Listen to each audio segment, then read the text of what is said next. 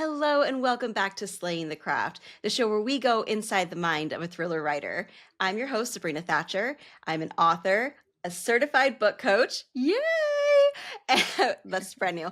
And a huge lover of the genre.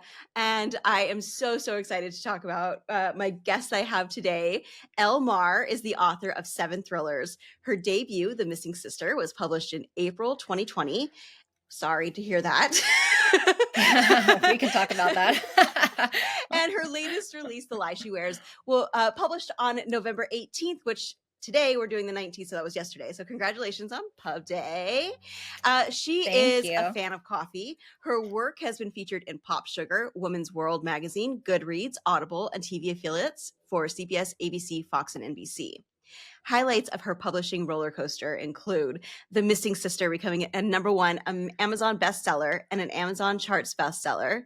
Her next book, Lies We Bury, earned a Kirkus starred review, which is amazing. Her third novel, Strangers We Know, was named an Audible Most Anticipated Thriller. Publishers Weekly gave a starred review to The Family Bones. Her novel, The Alone Time, being chosen chosen as an Amazon First Read for April 2024. I did choose it that month. And her novel with Disney Publishing, Your Dark Secrets, being hailed by Brit and Company as the it girl of summer thriller books in 2024. Originally from Sacramento, Elle has graduated from UC San Diego before moving to France, where she earned a master's degree from the Sorbonne University. When not working on her next book, she enjoys watching French Netflix shows with subtitles off. That's so cool. In Oregon, where she lives with her family. Yay! Wow! Yay! You gave me the whole intro. That was awesome. I'm a mess. Thank you. Okay, yay, Some people welcome. are like, I'll just do the first 2 lines. Thank you for having me. I'm so excited to be here. I love talking books. I'm so excited for you to be a book coach. Congratulations. Thank you. / taking notes. Yeah, it just I just received my certification like a week or so ago. Like I finally got it. That's so huge. Yeah. So I'm really excited. Anyway, How did you celebrate? Worked on my website. We got to take these moments, Sabrina. I know. You're right. Publishing is like the highs and the It lows, is and that is a a high. So congrats. Okay, so tell me about The Lie She Wears. I'm very excited. The Lie She Wears came out yesterday. This is my art copy, so I don't have. No, I have all my author copies downstairs. But The Lie She Wears came out yesterday, and it follows museum curator Pearl as she receives a letter from her recently deceased mother confessing to murder. She thinks she's uncovered her mother's darkest secret, but when more letters surface and new victims appear, she realizes she's caught in a deadly game of cat and mouse. Someone is following in her mother's footsteps, and they're getting closer. Ooh. It's set in Portland and the Willamette Valley, and it dives into what happens when decades-old secrets refuse to stay buried. And it's got one of my favorite twists that I've ever written, across by $7. I'm so excited for readers to discover it starting yesterday, and I'm really happy to talk about it today, so thank you. That's so awesome. I think I am like 55% of the way through, so I don't know the twist yet, so don't spoil, but I'm very excited. I have been really enjoying it. Pearl is such an interesting character, but Sally is really an interesting character. So where did this idea stem from for you? Thank you. Whenever I'm setting about writing a new book, whenever I'm preparing mentally to dedicate myself to an idea or a concept for a year or more, I really have to love the overall premise. And I always write up my initial, my pitch, my elevator pitch before I start really getting into the pages. I outline a little bit, but then I have to have a solid pitch. Otherwise I know something is missing off the bat. Yeah. And I really wanted to examine mother and daughter dynamics. I've never done that across my other books. I've examined other family relationships, but never the mother-daughter dynamic. I also wanted to examine the art world. Museum curation is really interesting to me, and I got into that a little bit with while researching The Alone Time, my book that came out in 2024. Yeah, with the models, right? They had the models. Yeah, and exactly. The 3D postmodern sculptures evocative of their time. So I got really into art galleries and learned more about that. And naturally, my head just kind of went to art museum curation from there. And we have a great museum here. I live in Portland, Oregon. the Portland Art Museum is beautiful, expansive, and their team was so forthcoming with information up to a point. Yeah. Up to a point where it got weird, where I was like, how would someone How would steal someone something steal from you? a mask? No. We're not going to tell you how happened? you Yeah. steal from us. Yeah, they got a lot more like they circled the wagons after that. But I understand. Yeah. But Especially with the Louvre that just this book happened. I mean, yeah. especially with the Louvre. This was about a year ago. This was last year, but yeah, museums everywhere Yeah. should be understandably suspicious Yes. of questions at this point. So I got into art museum curation, and then also I was inspired by my grandparents' collection of masks when I was a kid. They had these little Venetian wall art masks about the size of a child's face, hanging on their walls, and they got them during their travels. And I found them intensely fascinating, beautiful, and super creepy. So creepy. Creepy AF in Yeah. the middle of the night. Yeah. There's these faces and that on the stuck with wall. me. Yeah. There's faces on the wall, little kid faces on the wall. So all those things kind of came together in a mishmash in the premise for The Lie She Wears. That is amazing. And I do, I think it's interesting that you're saying you're about the exploring the mother-daughter dynamic, because one thing I had written down is that like every one of your books is very family oriented. It's about the dynamics within a family. And I'm just wondering, like, what draws you to that particular thing? Are you very family oriented, or you just think it's really interesting that there are secrets within families and stuff? I think both. I come from a big family. I now have a big family of my own. I have 3 little kids. I am also first generation Chinese American. So I come from a background of really emphasizing family, like immigrants, like, anywhere you go, if you immigrate to a new country, you must, protect your kin for, socially, physically, politically, like you have to like protect the people that are closest to you in order to survive as a group. And so I think that mentality permeates any immigrant experience, no matter where you are in the world. And it certainly did my grandparents when they came here, my dad when he came here. And so I really love examining how we rely on our family members in sometimes codependent relationships, sometimes regular interdependence, what I just kind of discussed. And then when that takes a toxic turn, because the people closest to us are so influential, like Freud is all about the mother, right? Yeah, right. Because they're so influential and they have reverberations in our lives for years, decades on end, into the next generation, into our kids and our kids' kids. I just think there's endless fodder to really mine and plumb. There's just so much good stuff. So coincidentally, my next book, no, there's still some family dynamics.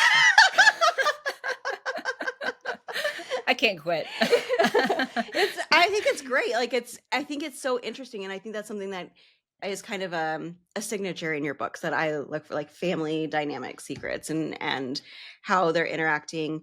Because you're right, like, and in reality, when we're dealing with secrets and family trauma and all of these things, it really does like trickle down, and there's always a long-term effect of it. And I think that exploring that, and especially when it comes to like murder, just feels fun. Yeah. Yeah, and the question of how well do you know the people that you know? Yeah. And the answer is you don't. You don't. You don't. Even if you think never you know everything, you don't. Because everybody has secrets. You don't. Yeah, exactly. And usually, like, you kick the tires pretty well. Hopefully you've done that on your closest friends or your spouse, your long-term partners, but especially our parents. There's so much that we don't know, So much we don't know. that we don't really come to understand until we're adults. And even then, it's at what they choose to share, Yeah. which is where Sally and Pearl kind of begin in my story here in The Lie She Wears. Yeah. My mom just passed earlier this year, and last weekend was her celebration of life. And as turning 40, she had Alzheimer's. And so turning 40, like last year, I was here taking care of her, and I realized it was like this sudden light bulb of like, she was a whole person before. Like, I see everything so differently. And so you're so right. One of the things that kills me now is like, I can't have those conversations of like what was your childhood? What did you feel? What were you feeling when you were 40 and I was 18? Like, and I was doing this. What was like, all of that kind of stuff. And so I like Hmm. that. I like that you brought that into this. I also like that this is for Pearl, like figuring out and understanding her mom, who she kind of has a contentious relationship with the whole time, or like in her entire life, right? Absolutely. Yeah, and I think that's because there's some intergenerational trauma there. Like Sally learned some poor things from her parents and her experience with being a first generation American on Sally's part, and then her passing some of that on to Pearl, and then for other reasons that cropped up during her adult life that we don't really discover, the reader discovers along the way with Pearl. Um, I think that there's a lot to unpack about Sally and Pearl's relationship because Sally also has cognitive decline Hmm. that eventually, she starts to wonder if it could be full on dementia. My grandmother also had dementia, Sorry. so I pulled from that experience. This is a terrible part of our of life. You never know sometimes what's going to hit us, and all the more reason to explore relationships while we can. I Hmm. guess I'm so sorry about your mother. That's wonderful timing. You could celebrate last weekend. I'm Yeah. sure that was a great moment of resolution and conclusion for you. Yeah, it really was. And then I actually started this book like the next day, and I was like, "Oh, this is it's like I don't know, kind of my mom would have loved it." So, but Yeah, yeah, finding ways to honor her. yeah, exactly. But I do. I also appreciate hearing you say that you have had some experience with dementia and cognitive decline, because sometimes this is just me in my own soapbox. Is that sometimes I see it in books and people are writing it and they don't have any experience with it, and it's just a plot device, and it's incredibly painful if it's just a plot Yeah, device. So, absolutely. yeah, Yeah. Yeah, and I think that's a tricky line that authors have to yeah, walk we. of like Hmm. you write what you know and then also eventually after you write, you exhaust your own experiences, maybe someone chooses to do that. Then you have to pull from other experiences, but it's such an important on my soapbox, such an important undertaking to ensure there's authenticity and respect given to like those other stories. They're in the world, so like certainly we all have exposure to and I'll just say like things like dementia, Hmm.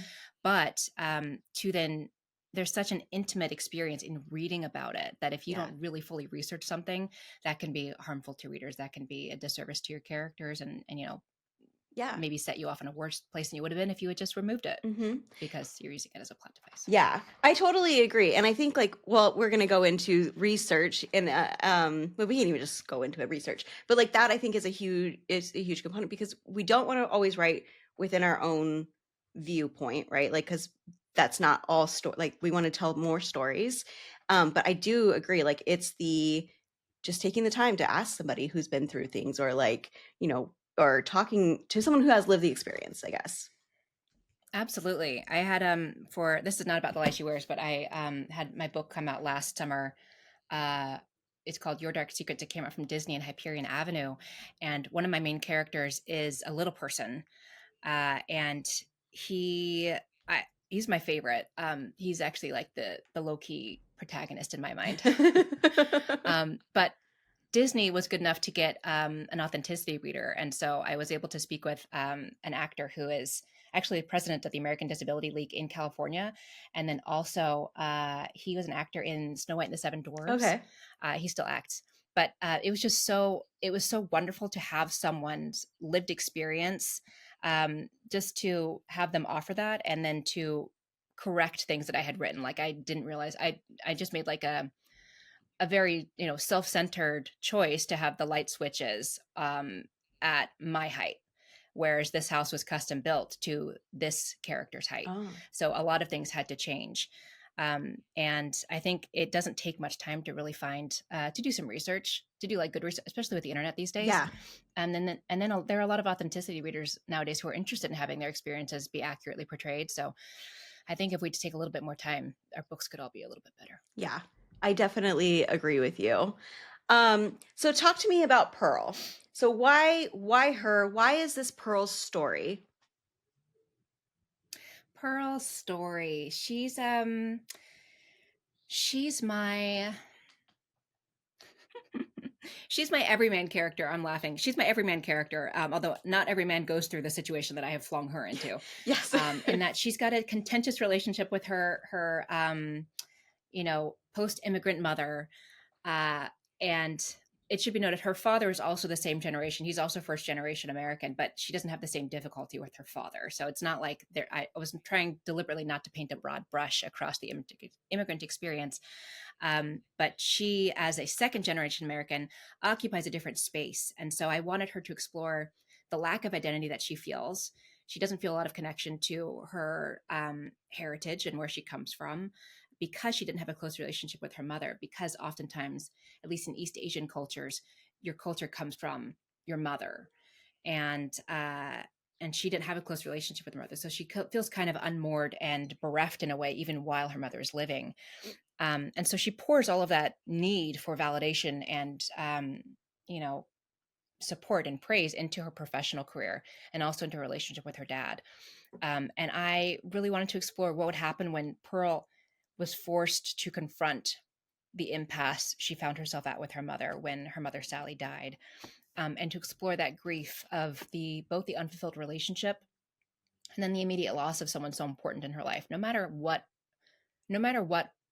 place people find themselves at, or what relationship they have with their parents, you are always the child in the parent-child relationship. Yes. Even if you're 70 years old, your parents have been passed for 40 years. They're always your mom. The child. They're in that always your dad. They're always your mom, always your dad. And there's always some kind of like psychological like matrix in how people will think of their parents.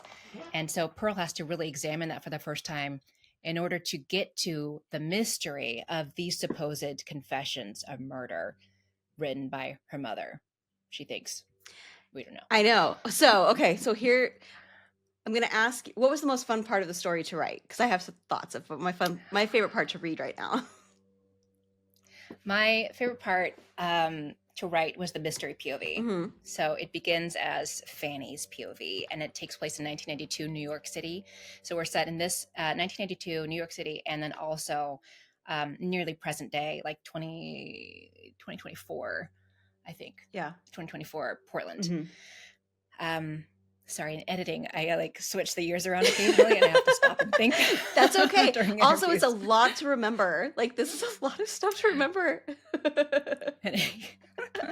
So, it's definitely my favorite POV. It was my favorite to write, and then and they just like those words just poured out of me for better or for worse. It was so fun because that character is very mischievous in a unique way. And I wrote another character similar to this a while ago, and she just stuck with me. So I thought, what would that character be in this setting with this kind of unique perspective on the world and engaging with people? Yeah, that I think is really interesting. I find Pearl very fascinating because I really enjoy, like, she's very dedicated to her work and is very almost like she's talking about the masks and stuff, like almost like she wants to honor her mom. She's like got this conflicting feeling about honoring her mom with the masks and how the masks were important to her, or like to her mom when she was growing up. But okay, so the most fun part for me are the letters and like so at first I was like, okay, so you got a letter, and then it was like it went to another thing, and they're like, oh, there's another one. So now we've got like a little bit of like a treasure hunt going on. If you will. How was that? I have wanted to do that. I have been like, this book really, I got to give like some other context here, and we can talk about this or we don't have to, but I had a baby last year, and I was writing this while I was pregnant. And so I was on like a massive concrete deadline of like the baby coming before I could finish writing this book. And so I was like, I got to get this done. I did not finish in time. But then I was like, I have to make this the best book that I can while postpartum, while like integrating a new baby person into my family. So I was like, what have I always wanted to write that will just flow out of me? Yeah. And one of those elements was scavenger hunt type letters. Yeah. It's not a scavenger hunt in this story, but it is. It's not, like but it kind of is. Like it's I love that. It's evocative. It's evocative. This is definitely something that is like, okay, so what is she going to do with this? And I think her thoughts about like, this is weird, but then her coming to this conclusion of like, maybe mom's telling me something else, right? There's more to this. I thought was really fascinating, and I was like, ooh. I love mysteries within mysteries, and certainly this story has a couple of them. There's a lot that Pearl has to peel back, and one of the themes, there are several themes, but one of the themes in the story is about identity, and like if we don't know ourselves, we don't know where we come from, how can we move forward? And she really has to answer that question of whether or not that's possible. Yeah. Oh, it's so fantastic. So did you plot? Are you a plotter, or did you just like you're kind of like go along and whatever happens happens? You're like, great, now we're in a playground. We're in a We're playground. in a playground now. Yeah, a little bit. I'm very organic in the moment. I plot out the major story plot points, the major Okay. beats. I know like what happened to the 25% mark, the 50, the 75% mark, and then I never know how the climax like ends. I never know how it ends until I'm writing Yeah. it. And then I fill in like I'm like very basic. I wish I was fancier, but I just use Microsoft Word and Excel, Uh-huh. and I just like fill in different scenes that should happen in the various chapters around the beats until I have like a Until it like, basic idea of oh, what's okay. Yeah, happening. yeah, yeah. And then I just dive in. That is really interesting. I like that because there's something to be said about the like in pantsing you're just exploring, right? Like it's like it just kind of comes, and that's such a fun thing. But also if you don't have some sort of like guide, it's also a little bit stressful later on when you're like, I don't even know why we're here, what this has to do with anything, what, and then editing is way worse. You're like inside my head like 6 months ago right now. Oh gosh. Okay, so what do you want readers to walk away from this book feeling? I always want to put my readers through the gamut of emotions. I want to I want to make them anxious. I want them to peer around dark corners, and I want them to feel a glimmer of hope toward the end of the book. I always deliberately try and end it not on a positive note, because a lot of stories don't end that way in real life, but to have there be like an echo of possibility Mhm. that despite how bad things have gotten for Pearl, or like what roller coaster she just went on, that she might have the tools to do better next time.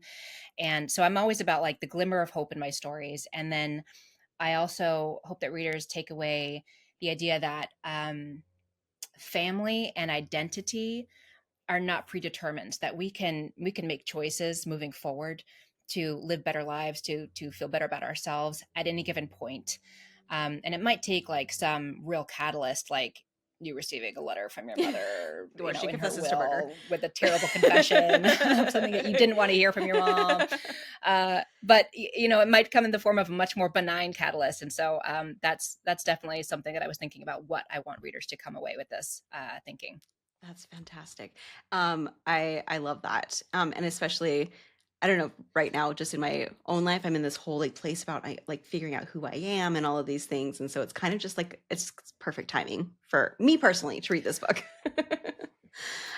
Yeah, it's reader or books are there to take us on journeys and to speak to us at different points. So that's great. Yeah. Okay, so kind of switching into craft itself, tell me about why you write the dark and twisted. Like what drew you to this genre versus, being the next Steinbeck? I tell my literary agent, I threaten my literary agent that I have a literary fiction book in me. She's like, No, "Do you no. want that?" She's she's like, "Are you sure?" I don't know if she reps literary fiction, but I love lit fic. I would love to do something as like epic as, not as Steinbeck, of course, like he's his own world, but something in the realm of literary fiction. But my problem is that would take too long. I would take too long, and I'm always on You're on deadlines, multi-year yeah. deadlines. I have the good fortune of writing under contract, and so it thrillers come more naturally to me. I think my mind goes there more naturally. Uh, I think I was even writing my first manuscript, like way back when I started writing in 2012, was a romance with like a splash of suspense, and then I realized that I liked the suspense better than I did the Yeah. romance. And I realized I was just writing what I thought was the market. I didn't know the market. I had nothing. I was brand So many new, things you very learn newbie. after years of like, Yeah. oh, yeah, who Yeah. knew it took this much to get a book onto my shelf? Okay, wow. Yeah. Yeah. A lot went on. But it was, I think that I look at headlines. I look at headlines. I think that truth is always stranger than fiction. And I think whenever I'm getting ready to write a new book, I always find my list of headlines, things that have stuck with me. And I think, could I make that into a book? And then could I spend a year of my life on that? I And really love they've that always been question, fillers. asking yourself that question. Um, because so I have a lot of ideas. I'm definitely an idea generator, not great at finishing my own books. This is why I have my own book coach because same thing. Um, Great. but I think beginning ideas. Oh, I love the question of like asking, can I commit to the story for a year? Is this a story I'd want to be in for a year? Because that is, I think when you're first starting out as a writer, that's not really a thought. There's not a thought of like, well, because you're like, I just want to write a book and then however long. But as you Hmm. get further on, um, now I'm a couple like 2 books in, um, I just think like, yeah, that's a great question to ask. Like, do I want to sit with these characters, this story for a year because it's every day. Like you're in there. You Yeah. got to be excited about it. Yeah. And I always tell people that as well. Like someone asked me recently in an interview, what is a trope that you wouldn't, that you think is bad advice? And or what is bad advice? What is bad advice that writers shouldn't follow? And I said, I don't agree with the idea, don't write to market because the market changes too quickly. I said, I believe you should write to what you are most passionate about because you will be writing that book for a year or 2 years, or in my case, I worked on my debut for 3 years. Mhm, And then by the time that, you actually find a publisher, if you want to do the traditional route, mhm. um, and then it'll take like another year of editing with your editor, it'll be another year after that. So like you have no clue what the market will be Oh like. yeah. So if you love werewolves who, are weird, like shape-shifting turtles, do it because the world might be ready for you in 5 years Yeah, when you've absolutely. wrangled that into a story. I think that it's just hard to write a book, and you should enjoy It it. is You hard to should write a enjoy it. book. You should enjoy it. I think that that's like and it's hard. So it's hard. There are parts where you're not going to enjoy it because it's hard. Hmm. But ultimately, at Hmm. the end of the day, like get to create something. How this is so cool. Like this story has never been told before. It's never existed, but you made it up. Like it's mind-boggling if you think about it. Like it's just gets This me. is why you're a book coach. This is excellent. This is exactly what I love hearing. Okay, so if you could teach a new writer one thing, what would it be? And can you teach it to me right now? Oh, yes. Okay. I'm laughing because I might be the only person that thinks this is helpful.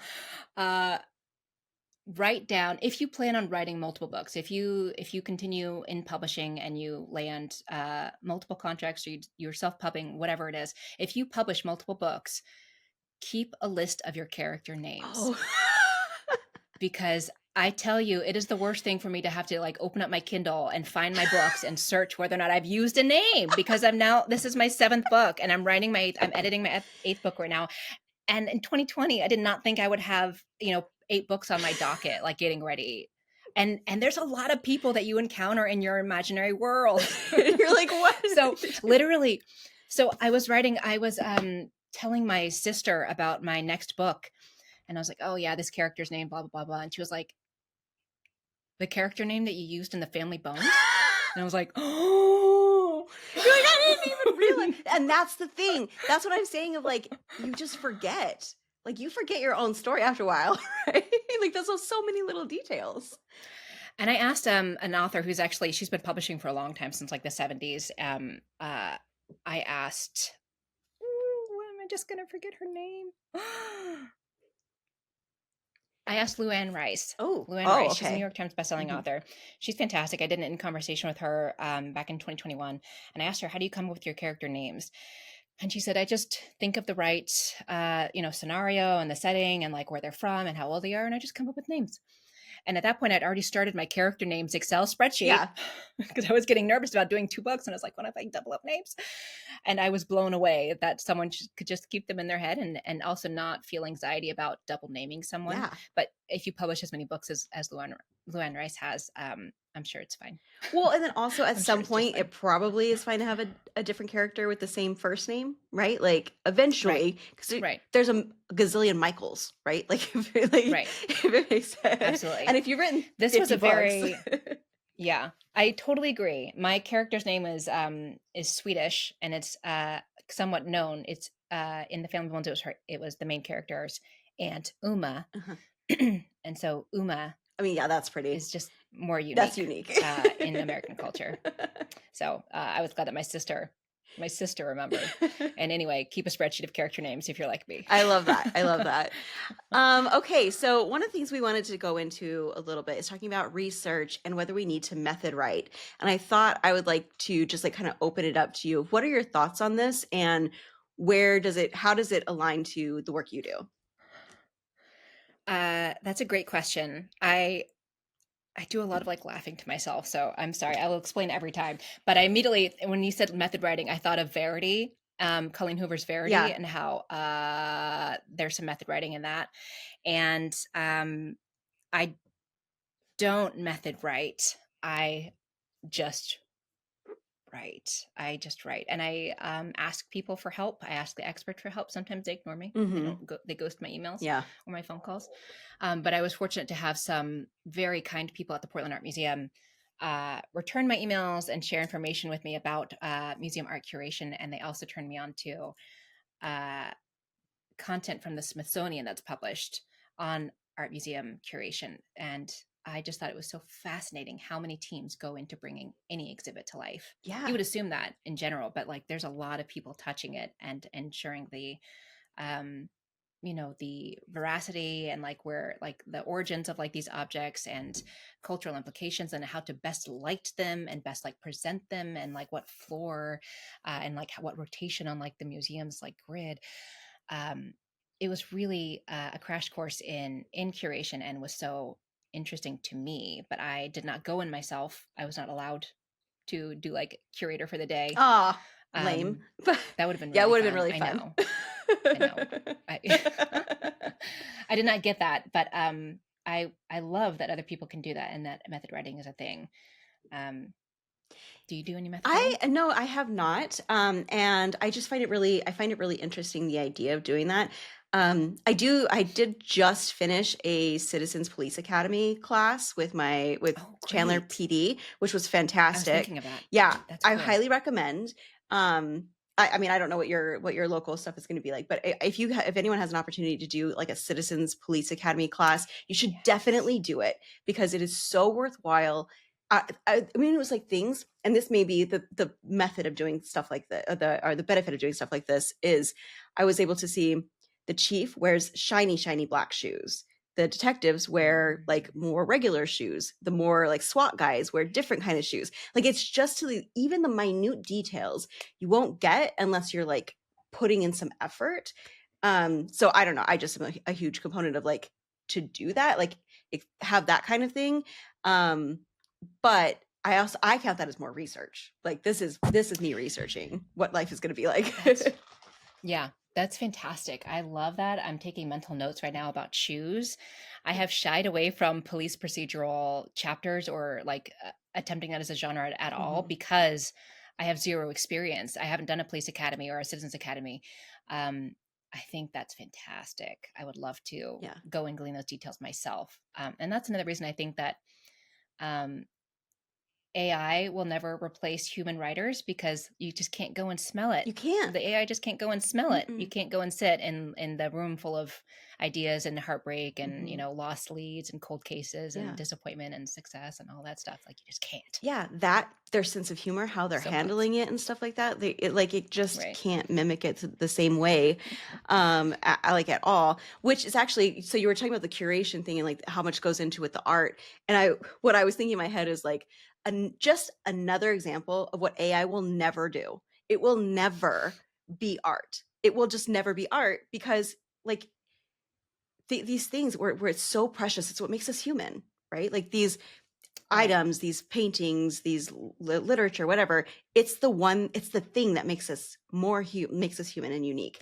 Yeah. So I just Right. I completely agree, and it's like art literally gives humans purpose. Like we have like Maslow's hierarchy of needs, right? But then like art is what gives us purpose Mhm. as humans, and to then like suggest that computers could give life purpose is It backwards. is It doesn't very really get backwards. it. I don't get it. It's I don't backwards. get it. I mean, I feel like we should be trying to get AI to do things like tilling, yeah, Laundry. laundry, tilling the like fields and stuff like that, like stuff that people. Turning salt water into potable There you water. go. Like, can we have it do things that are actually beneficial, that doesn't have to take a lot of human like physicality? Like, that's the stuff we should be Right. like. Let's not take away the human intellect, which is what kind of kills Yes. me. Right. Anyway, I mean, obviously, a lot of It's writers. a part of it. No, writing and yeah, writing and I'll say this. Writing and AI do not mix for the preservation of the industry of publishing and for preserving art and preserving individual careers. Like it's just not a good choice, short term or long term. I agree. Still a part of writing discussions. Yeah, it is still always a part of the writing discussions.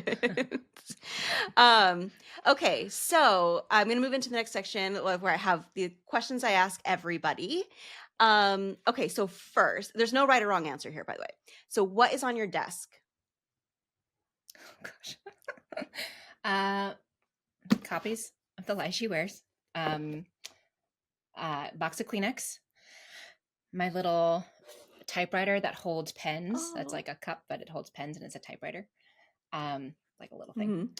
And then pictures of my self as a 3-year-old because I have a daughter who's 3 and I was comparing our faces. Oh, that's so cute. Does she look the same?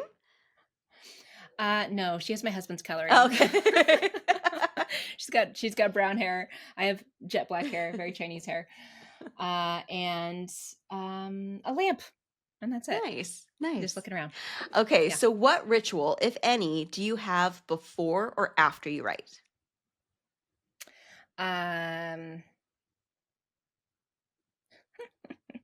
I have no ritual. I just sit down and I do it. You're like, this is it. It's just time. Let's go. I have nothing fun about it. I am in the thick of things right now. I have 3 little kids, all under the age of 6, and I just write when I can. And it's like the saddest, most unsexy answer, but it's like I just find pockets of time, usually during nap times, and I have an idea of where the story's going, and I just go. Mhm. I'm very I'm an intuitive writer in that way. I can't like rehash like a sentence or a paragraph because then I'll never get anywhere. Yeah. So once I get into like the zone of like knowing my characters, knowing their individual motivations, knowing the overall plot, then I just like let loose and type. Some days are good, some days are less good for word count, but it's like I compare it to the runner's high. If anyone has done long distance running, at a certain point, your feet just take off and you don't think about it. You're just pumping your arms and legs, and you get like a sense of euphoria, and you don't think about it. It just feels good. And occasionally, with each book that I've written, I hit the writer's high. Yeah. And I just knock out like 10 pages. I don't know where time It went. is the and best. It's just like That really is the good feeling. best feeling. Like, it is just so, it's so good. It's addictive. Like, that feeling is so addictive of like, oh, I just want to, you're just lost in it. It's, unless you've written, I think people don't understand what that feels like. Yeah. And some people don't like writing or they don't like reading, which I think is like you just haven't read, you haven't met the right Yeah, book. yeah, I would agree. Met the right book. I would agree. But the people don't know. They need to know about the writer's high. Yeah. We need to tell them. The writer's high. This is why we do it. Yeah. Okay, if you are writing multiple POV or multiple timeline, do you write straight through like the reader reads, or do you write each section and weave them together? Straight through. Okay. Is that a rapid fire response? Yeah. How do you better. how do you get your mind to switch characters as you're like going through? I am finding that the hardest thing is switching minds every chapter or 2 chapters. So how do you do that? I always begin a chapter from a different POV with a very distinct sentence. Okay. Like to kind of set the tone for the chapter ahead, and like the theme for that page or the pages ahead. That always gets me into the mindset really quickly. Like I know someone's going to swear off the bat here, or this other person's going to not swear, or they're going to notice like the flower beds instead of the giant garbage truck dumping waste all over the parking lot. Yeah. You know, like um, I I'm able to, at a certain point, when I say like know my characters, like know their voice, and that unleashes the chapter for me. Yeah, that completely makes sense. So maybe for those that we're like have the same thing as I am, maybe it's more about like spend more a little more time with the characters, and then that will help. Like, because then and then when you're switching, it's a little bit easier. I'll give it a shot. I'm gonna try. We'll try. You kind of mentioned this a little bit earlier, but what is the most bullshit piece of advice you've heard? Oh gosh, I mean, seeing a lot of things. I mean, just social media. Like some of it is just like sensationalist. It's just to get likes or like comments or outrage from people. It's baiting. But I've seen a lot of you have to have a social media following. I actually sat down with someone. I was at a dinner for my husband's job, and someone was talking about writing and said that like you have to have 10,000 followers to even get like a literary agent to look at you or to sign you. And I was like, no, no, you don't. And like, if someone wants to believe that, fine. But like the dismay, the defeatism, like the feeling that like it's stacked against you and no one will ever look at your work or sign you is just not true based on your social media following. You don't need that. It always comes down to the book. Yeah. It always comes down to the book. Is the book good? If you have 10,000 followers, that is helpful. Yeah. That is attractive. I do not have 10,000 followers. I have like, okay, I have 20,000 on TikTok, but I'm never on TikTok. It just went viral a few times. But like, I didn't have that at all when I first signed with my first literary agent. You just have to have a good book. So I really hate seeing that. It's something that everyone sees, says all the time. You have to have a social media following. You really don't. You have to have a good book. Yeah. So don't give up hope. I agree with you. I totally agree with you.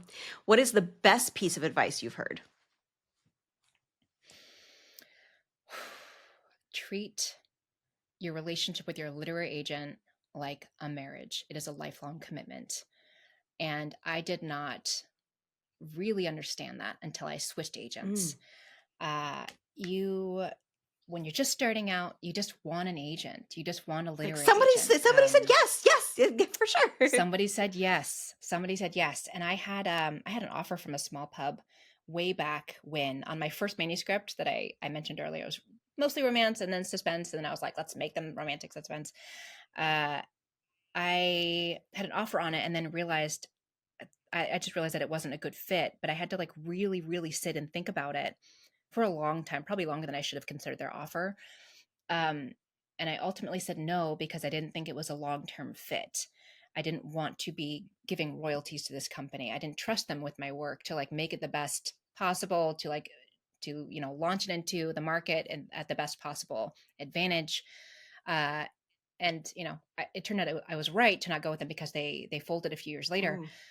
But it's the same thing with literary agents. You have to know that if you make a deal with a literary agent, brokering that deal with the pub house, you will always be in contact with that literary agent or in that agency forever, due to royalties, due to rights.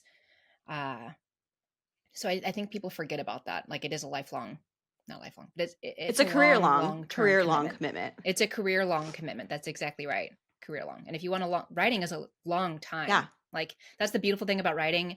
You can write at any age. Yeah. You can debut at any age. You can write until the day before you pass. Yeah. And it's there's no limit to it. So it could be a very, very long career with an agent if you are not a good fit. Yeah.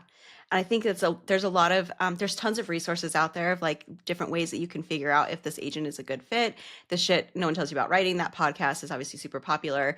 And I think they talk about that as well too. Like you've got to click, but it's scary. Like I've had this, I have not been offered representation, so I'm not in that boat, but I have thought about this a lot. Like what do I want that to look like? Because if I want to have a long-term career, you want to be able to have somebody that you get along with, that they see your vision, they're supportive of you, and you're supportive of them because they don't make money until you like sell the book. So that's like a different kind of dynamic. And then there's also this whole thought.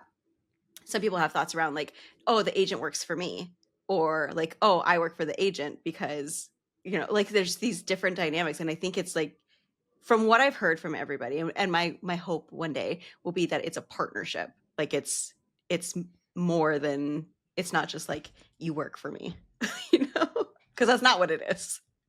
Yeah, yeah, it should be mutually right. It should be mutually symbiotic, and I think that there must be a balance. I think if one party thinks that they are, the other party should be ingratiated to them, or should be like grateful in some way. That's probably not a healthy relationship Oh, or professional yeah. environment.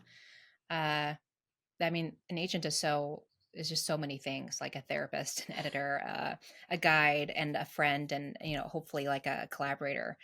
Um, and that's so hard to know until you are actually working with And you someone. can't, Like that's my real beef about choosing an agent. It's so hard to know unless you're working with them, and that's why I always think you should ask a lot of authors that work with them, at least two. yeah, that's a great piece of advice. Before you accept an agent, reach out, talk to the authors that have worked with them before. Also, 100%. I don't think it's Don't a bad hesitate. idea to talk to an author who left as well. That's something else to Yeah. think about. Like, I do think the relationships vary and stuff, but there's going to be a perspective of something that maybe you want to be aware of. Like, oh, she never responded to my emails and it just drove me crazy or whatever. Okay, so she's not super communicative. How can I deal with that? Things like that. Yeah. Yeah. I think if you could find someone who'd be willing to say It's that, true.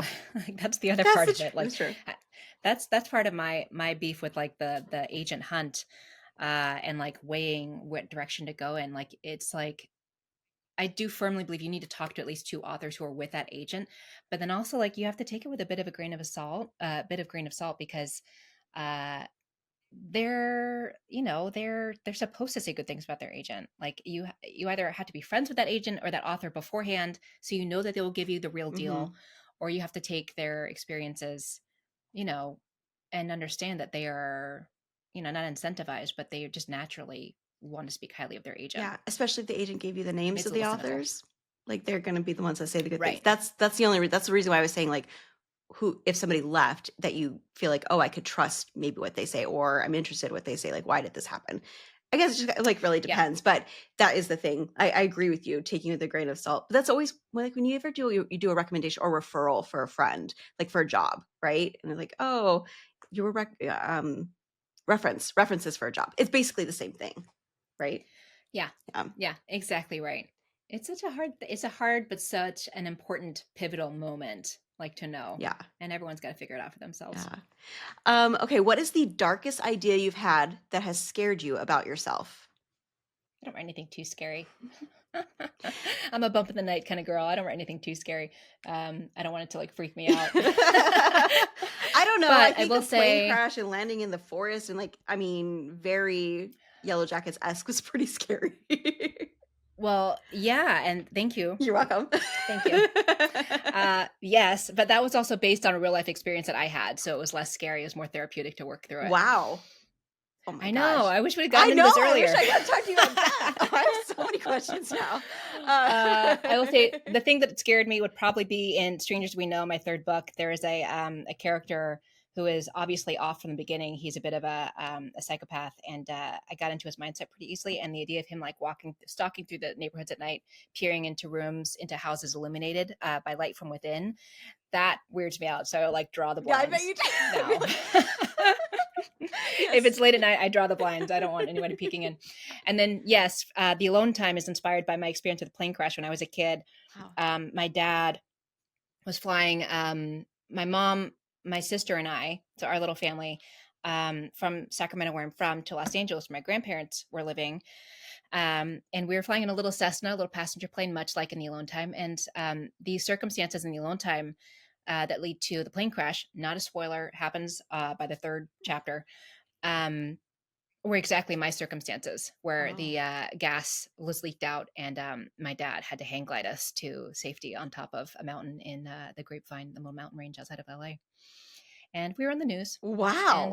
and that was it. No one got any injuries. It was very, That's very lucky, very incredible. miraculous. Yeah. It was wild and wild to think about, because I'm still thinking about it 30 years Yeah. later I would be too. and writing about it.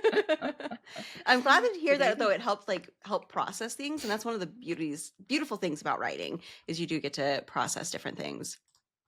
Okay. Yes, absolutely. So how many drafts do you do before you share your work with anybody? An alpha reader, beta reader, agent, whoever. I wish that I did more drafts before I shared them. I'm frequently running behind. on deadlines, and I will do at least 3 drafts. At least 3 drafts, but I could probably benefit from doing 5. Okay. But I've gotten away with doing like 3 drafts and turning in my editor and her being like, great, and me being like, great. Yeah. Glad we're good. We're good. We're good. Nothing to see here. Don't read it again. And then like we'll go into full developmental edits together. Yeah. But like my recent my current book that I'm working on, it's coming out next year. I wrote, when did I start writing that? Wait, where am I? What year is this? 2025. November 2025. The baby is messing me up.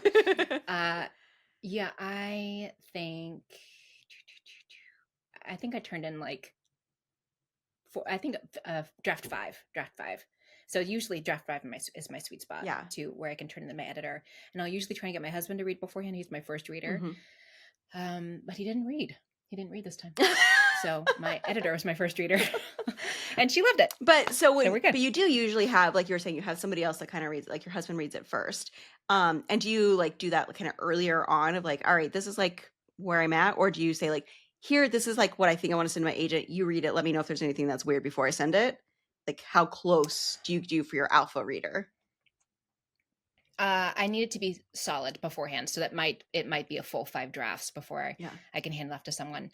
I have a pretty thick skin about criticism, but I always want to feel like certain of my story before I allow outside influence to take the reins, because I want it to be my story, and I want to feel confident that my characters would do this, or they wouldn't do that.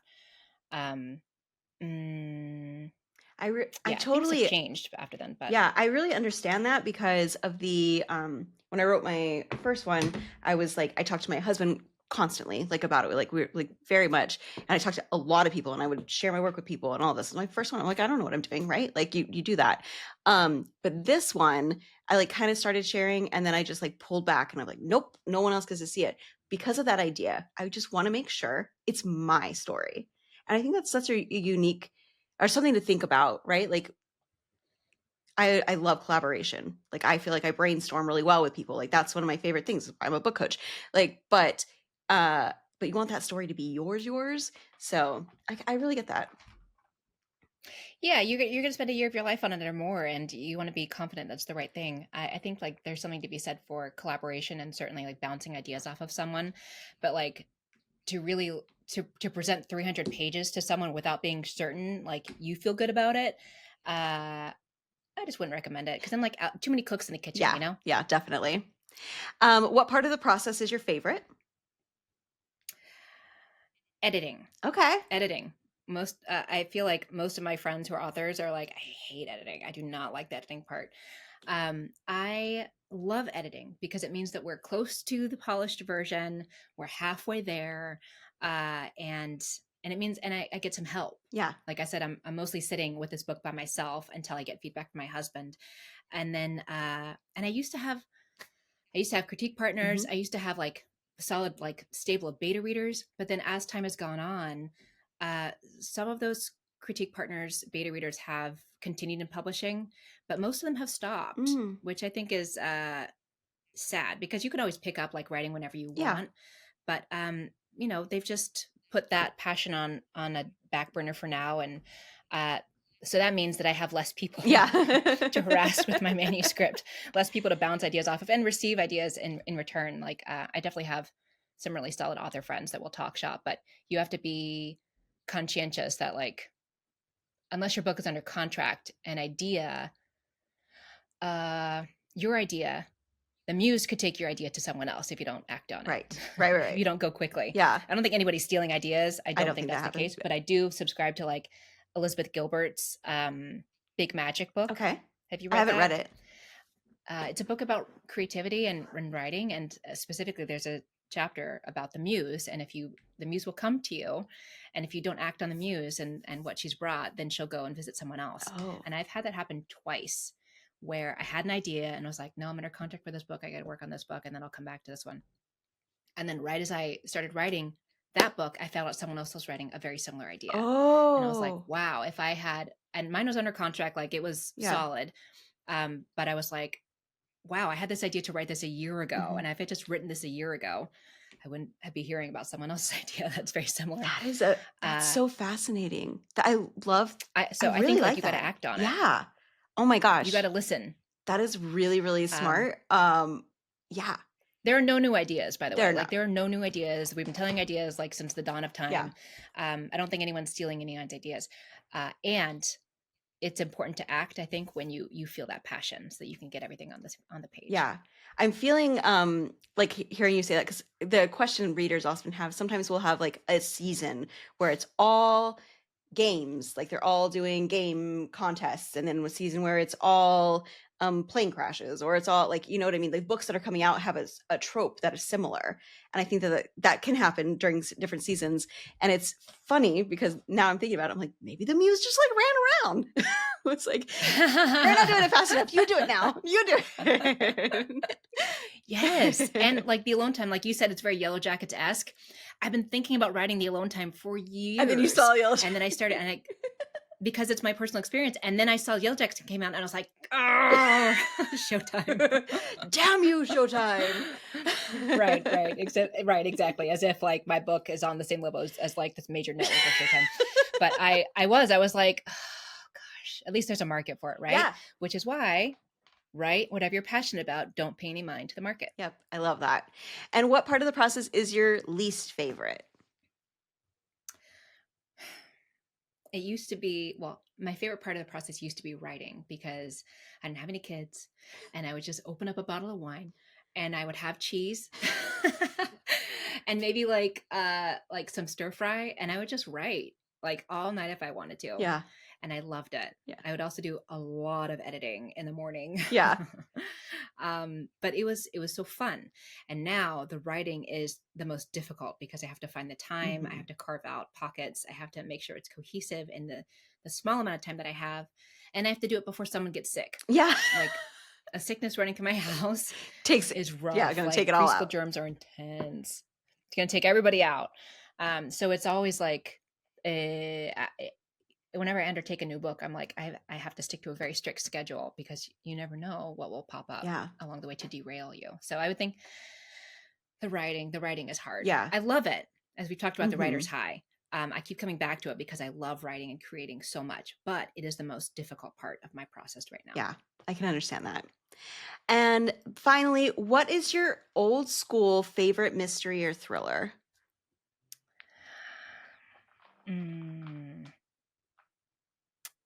The entire Goosebumps series. Oh, yeah. By R.L. Stine. Are you kidding?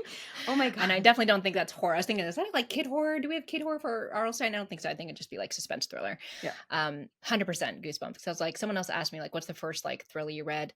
And I was like, well, I could say some like adult versions, but I think the real down to the brass tacks is Goosebumps, and for good reason. It's an amazing series. It's an amazing series. An amazing author, an amazing series. Have you got a chance to meet Bob Stine? No, and I have been trying to get to Thriller Fest for years. Come to just Thriller to meet Fest. That's why I met him, and I was like, I think when the first time I went to Thriller Fest, it was like, I decided, I was like, I'm gonna book this conference and I'm gonna make myself be a writer. Like, I literally was just the most stupid thing. But then I was like looking at the thing, and as soon as I saw R.L. Stine like on the panels and stuff, I straight up started crying. Just oh my God.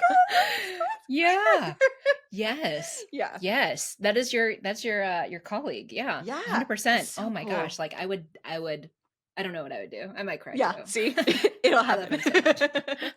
Or I love the book so much. Yeah. Okay. Well, thank you so much for chatting with me today. I really enjoyed our conversation. And your book, The Lies She Wears, is out now. Where can people find you, and where can they find the book? You can find me all over social media. I'm on Instagram, Threads, TikTok, Facebook, and of course I have my website, ellemarr.com. The Lies She Wears is out everywhere in ebook, paperback, and audiobook. And there's also an indie bookstore in Portland offering signed copies if anyone's interested there. But this is a fun one, so I hope that readers pick it up. Thank you so much for having me, Sabrina. This is really fun. Absolutely. And for those, if you want to reach out to me, you can find me on Instagram at Sabrina Thatcher Author. And if you want any information about my book coaching services, you can visit crimeandquill.com. Until next time, friends, stay sharp and write twisted.